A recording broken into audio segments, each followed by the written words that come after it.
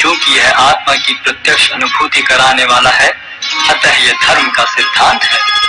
यह अविनाशी है और अत्यंत सुखपूर्वक संपन्न किया जाता है।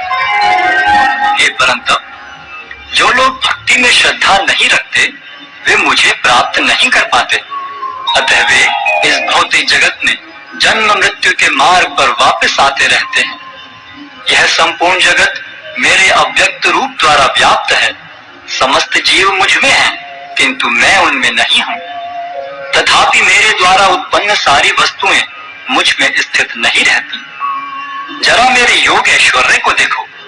यद्यपि मैं समस्त जीवों का पालक हूँ और सर्वत्र व्याप्त हूँ, लेकिन मैं इस विराट अभिव्यक्ति का अंश नहीं हूँ, क्योंकि मैं सृष्टि का कारण स्वरूप हूँ।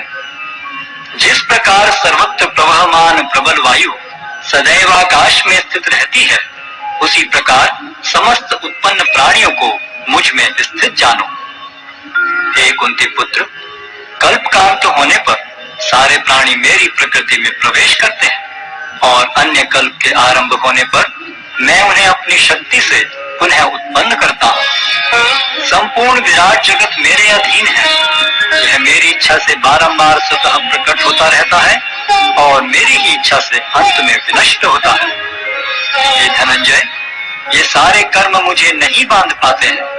मैं उदासीन की भांति इन सारे भौतिक कर्मों से सदैव विरक्त रहता हूँ। हे कुंती पुत्र, यह भौतिक प्रकृति मेरी शक्तियों में से एक है और मेरी अध्यक्षता में कार्य करती है, जिससे सारे चर तथा अचर प्राणी उत्पन्न होते हैं।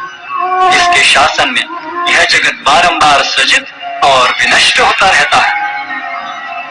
जब मैं मनुष्य रूप में अवतरित होता हूँ तो मूर्ख मेरा उपहास करते हैं। वे मुझ परमेश्वर के दिव्य स्वभाव को नहीं जानते।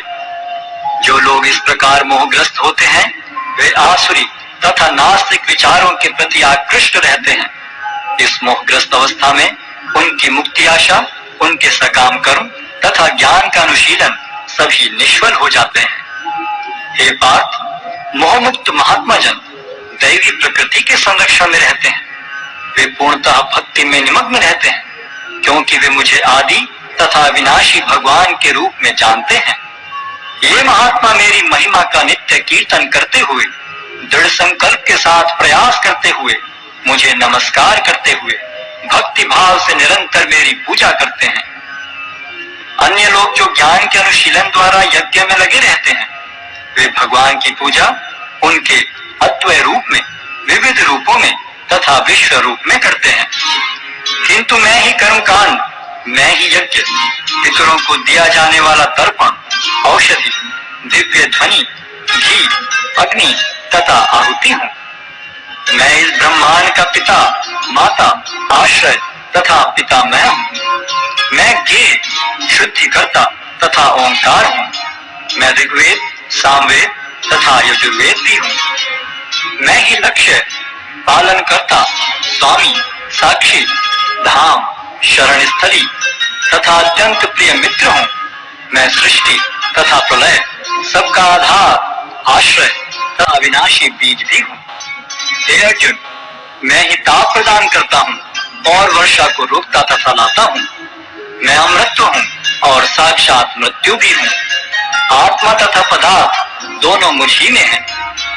जो वेदों का अध्ययन करते तथा सोमरस का पान करते हैं, वे स्वर्ग प्राप्ति की गवेषणा करते हुए अप्रत्यक्ष रूप से मेरी पूजा करते हैं। वे पाप कर्मों से शुद्ध होकर इंद्र के पवित्र स्वर्गिक धाम में जन्म लेते हैं, जहाँ वे देवताओं का सा आनंद भोगते हैं। इस प्रकार जब वे विस्तृत स्वर्गिक इंद्रिय सुख को भोग लेते हैं और उनके पुण्य कर्मों के फल क्षीण हो जाते हैं, तो वे इस मृत्यु लोक में पुनः लौट आते हैं। इस प्रकार जो तीनों वेदों के सिद्धांतों में दृढ़ रहकर इंद्रिय सुख की गवेषणा करते हैं, उन्हें जन्म मृत्यु का चक्र ही मिल पाता है। किंतु जो लोग अनन्य भाव से मेरे दिव्य स्वरूप का ध्यान करते हुए निरंतर मेरी पूजा करते हैं, उनकी जो आवश्यकताएं होती हैं उन्हें मैं पूरा करता हूँ और जो कुछ उनके पास है उसकी रक्षा करता हूँ। हे कुंती पुत्र, जो लोग अन्य देवताओं के भक्त हैं और उनकी श्रद्धा पूर्वक पूजा करते हैं, वास्तव में वे भी मेरी ही पूजा करते हैं, किंतु किंतु वे यह त्रुटिपूर्वक ढंग से करते हैं। मैं ही समस्त यज्ञों का एकमात्र भोक्ता तथा स्वामी हूँ।